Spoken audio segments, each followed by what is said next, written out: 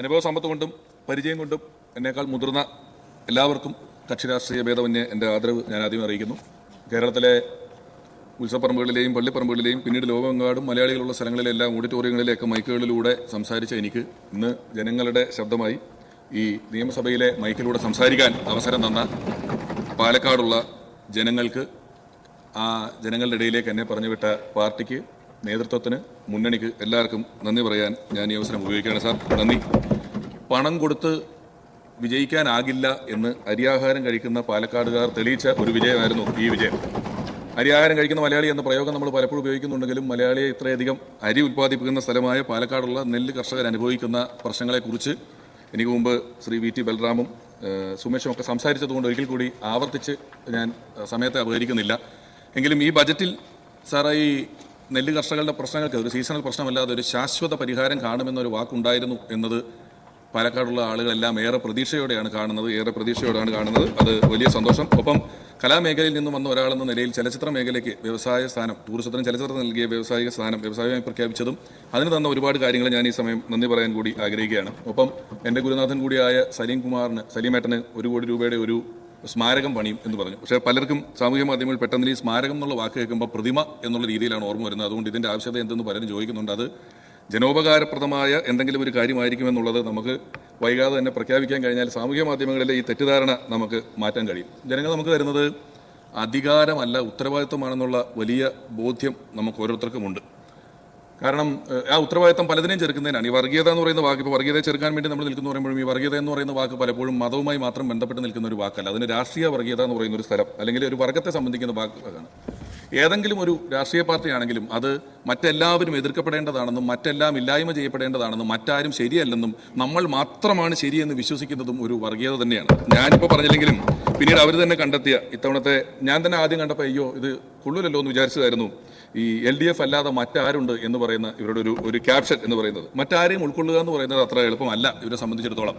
ഞാൻ തന്നെ പാലക്കാട് ജില്ലയിൽ നടന്ന ഒരു പൊതുപരിപാടിയിൽ എൻ്റെ എതിർ സ്ഥാനാർത്ഥിയെ കണ്ടപ്പോൾ അദ്ദേഹത്തെ കെട്ടിപ്പിടിച്ചു. ഒരു UDF-കാരൻ എന്നോട് നിങ്ങൾ എന്തിനാ എതിർ സ്ഥാനാർത്ഥിയെ കെട്ടിപ്പിടിച്ചെന്ന് ചോദിച്ചില്ല. തെരഞ്ഞെടുപ്പിന് ശേഷമാണ് ഞാൻ അതിൻ്റെ കമൻറ്റ് ബോക്സ് നോക്കിയപ്പോഴും എന്തിനാണ് ഞങ്ങളുടെ സ്ഥാനാർത്ഥിയെ കെട്ടിപ്പിടിച്ചെന്ന് ചോദിച്ചു. പിന്നെ എന്നെ ചീത്ത വിളിച്ചുകൊണ്ടിരിക്കുകയാണ് ഒരു പ്രദേശം മുഴുവൻ. ഞാനിതെന്താ ഇവരിങ്ങനെ വിളിക്കുന്നതെന്നൊക്കെ ആലോചിച്ചപ്പോഴാണ് അറിഞ്ഞത് നമ്മുടെ പ്രിയപ്പെട്ട ജനീഷിന് ചോറ് കൊടുത്തതിൻ്റെ പേരിൽ ഒരാളെ പാർട്ടിയിൽ നിന്ന് പുറത്താക്കിയിട്ടുണ്ടായിരുന്നു എന്നുള്ളത്. അപ്പോൾ ഇപ്പോഴും ഇൻക്ലൂസീവായി ചിന്തിക്കുക എന്ന് പറയുന്നത് ഇവർക്ക് സാധിക്കുന്നില്ല. അതെന്താണെന്ന് എനിക്കറിയില്ല. ഇൻക്ലൂസീവായി ചിന്തിക്കാൻ ഇന്ത്യയെ പഠിപ്പിച്ച ഒരു പാർട്ടിയുടെ പ്രതിനിധിയായി നിൽക്കാൻ കഴിയുന്നു എന്ന് പറയുന്നത് എൻ്റെ ഏറ്റവും വലിയ ഭാഗ്യമായി ഞാൻ കരുതുന്നു. കാരണം പലരും ചോദിച്ചു എന്തുകൊണ്ടാണ് കോൺഗ്രസ് എന്ന് പറയുന്ന ഒരു പാർട്ടിയിലേക്ക് വരുന്നത് എന്ന്. കാരണം ഇന്ത്യക്ക് സ്വാതന്ത്ര്യം കിട്ടുന്നത് 200 കൊല്ലത്തെ ബ്രിട്ടീഷിൻ്റെ ഭരണം കഴിഞ്ഞിട്ടാണ്. സ്വാതന്ത്ര്യം കിട്ടുന്ന സമയത്ത് ഇന്ത്യയുടെ വിദ്യാഭ്യാസത്തിൻ്റെ ശതമാനം 12%. ലിറ്ററസി 12%.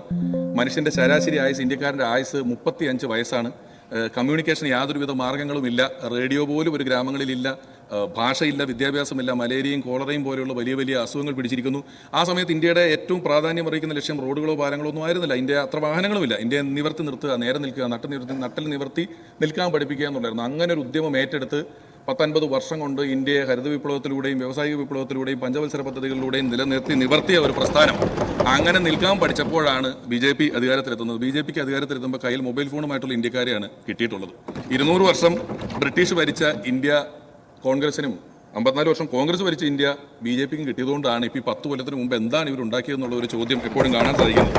ഈ രാഷ്ട്രീയത്തിൽ അങ്ങനെ പുതിയ ചരിത്ര നിർമ്മാണങ്ങളിലൂടെ അപഖ്യാതി പറഞ്ഞു വരുത്തുന്നതിലൂടെ കോൺഗ്രസ് എന്ന് പറയുന്ന UDF എന്ന് പറയുന്ന ഈ ഒരു പ്രസ്ഥാനം പാർശ്വവൽക്കരിക്കപ്പെടുന്നു എന്ന് തോന്നുമ്പോൾ പാർശ്വവൽക്കരിക്കപ്പെടുന്നവരോടൊപ്പം നിൽക്കുന്നതാണ് ഏറ്റവും നല്ല രാഷ്ട്രീയമെന്ന ബോധ്യമുള്ള എനിക്ക് ഒരു പൗരനെന്ന നിലയിൽ എൻ്റെ പൗരബോധത്തിൻ്റെ ഭാഗമായി ഈ പ്രസ്ഥാനത്തോടൊപ്പം ചേർന്ന് നിൽക്കുക എന്നത് ഏറ്റവും അനിവാര്യമായ കാര്യമായിരുന്നു എന്ന് ഞാൻ മനസ്സിലാക്കുന്നു. അങ്ങനെ ഏറ്റവും അനിവാര്യമായ ഒരു പൗരൻ്റെ കടമ ചെയ്തുകൊണ്ടാണ് ഇത്തവണ കേരളത്തിലെ ഓരോ ജനങ്ങളും നമ്മുടെ പാർട്ടിയെ പാർശ്വവൽക്കരിക്കപ്പെടുന്ന നമ്മളോടൊപ്പം ചേർന്ന് നിന്നതും നമ്മളിന്ന് മുഖ്യധാരയിലേക്ക് ഏറ്റവും സജീവമായി തിരിച്ചു വന്നിട്ടുള്ളതും. അവരോടും നന്ദി പറയാൻ ഈ അവസരം ഉപയോഗിക്കുന്നു. ബഡ്ജറ്റിനെ കുറിച്ച് ഉള്ള അവലോകനമാണ്. ബഡ്ജറ്റിനെക്കുറിച്ച് ഇനിയും നമ്മുടെ തന്നെ പാർട്ടി അല്ലെങ്കിൽ നമ്മുടെ തന്നെ ബഡ്ജറ്റാണ്. അതിനെക്കുറിച്ച് ഇനിയും ഞാൻ ഒരുപാട് ഇവിടെ നിന്ന് പ്രസംഗിക്കുക എന്ന് പറയുന്നത് ഒരു നല്ല കാര്യമല്ല. വേണമെങ്കിൽ ഇന്ന് ഈ ബജറ്റ് ലോകമെങ്കും വിളങ്ങിയിടാൻ ധനകാര്യമന്ത്രി തന്നെ എന്ന് പറയുന്ന ഒരു പാട്ടിനൊക്കെ സ്കോപ്പുണ്ട്. പക്ഷേ നമ്മളത് ചെയ്യുന്നില്ല. ഏറ്റവും കാര്യമായി തിങ്ക് ടാങ്ക്, ജെൻസി പോലെയുള്ള ഒരുപാട് വാക്കുകൾ, മുൻപ് ബജറ്റുകളിൽ കേട്ടിട്ടില്ലാത്ത വാക്കുകൾ കേട്ട ഒരു ബജറ്റായതുകൊണ്ട് തന്നെ ഇത് കാലത്തിനൊപ്പം നിൽക്കുകയും കാലത്തിന് മുന്നേ സഞ്ചരിക്കുകയും ഒക്കെ ചെയ്യുന്ന ഒരു ബജറ്റാണ്. ഈ ബജറ്റിനെ ഞാനും ഏറ്റവും ഹൃദയപൂർവ്വം സ്വീകരിക്കുന്നു, സ്നേഹിക്കുന്നു. കടമ ചെയ്ത വഴിയും അല്ലാതെയും നമുക്ക് ഈ വലിയ വിജയം സമ്മാനിച്ച ജനങ്ങളോട് നന്ദി പറഞ്ഞുകൊണ്ട്, ഉത്തരവാദിത്തം പറഞ്ഞുകൊണ്ട് എൻ്റെ 2 മിനിറ്റ് ഞാൻ ദാനം ചെയ്തിരിക്കുന്നു. അപ്പോൾ ഒരിക്കൽ കൂടി എല്ലാവർക്കും ഹൃദയപൂർവ്വം നന്ദി. Thank you.